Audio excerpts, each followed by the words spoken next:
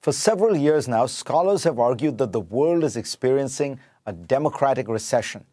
They also note a general hollowing out of democracy in the advanced industrial world.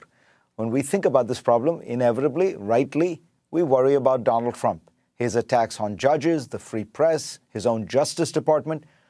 But there is also a worrying erosion of a core democratic norm taking place on the left.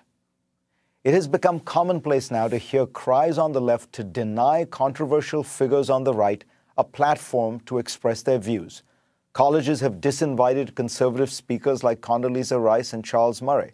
Other campuses were unwilling or unable to allow conservative speakers to actually speak, with protests overwhelming the events. A similar controversy now involves Steve Bannon, who in recent months has been making the rounds on the airwaves and in print, including an interview I did with him on CNN.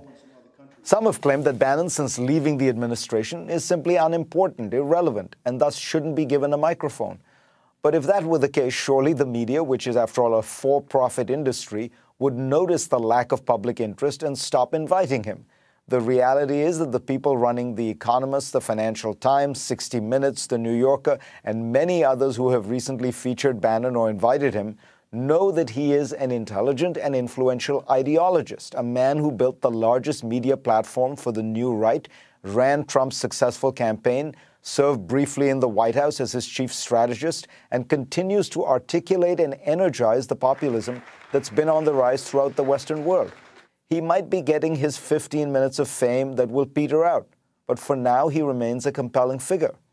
The real fear that many on the left have is not that Bannon is dull and uninteresting, but the opposite, that his ideas will prove seductive and persuasive to too many people. Hence the solution: don't give him a platform and hope that this will make the ideas go away. But they won't. In fact, by trying to suppress Bannon and others on the right, liberals are likely to make those ideas seem more potent. Did the efforts of communist countries to muzzle capitalist ideas work? We've been here before.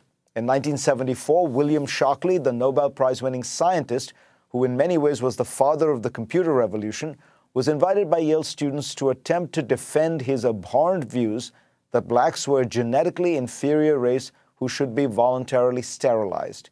He was to debate Roy Innis, the African-American leader of the Congress of Racial Equality. The debate was Innis's idea. A campus uproar ensued and the event was canceled. It was later rescheduled with another opponent, and that was disrupted.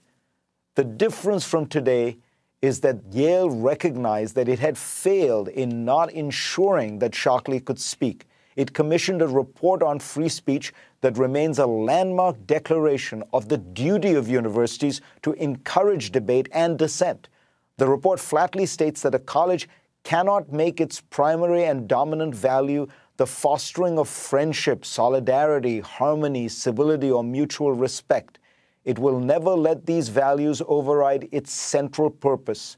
We value freedom of expression precisely because it provides a forum for the new, the provocative, the disturbing, and the unorthodox.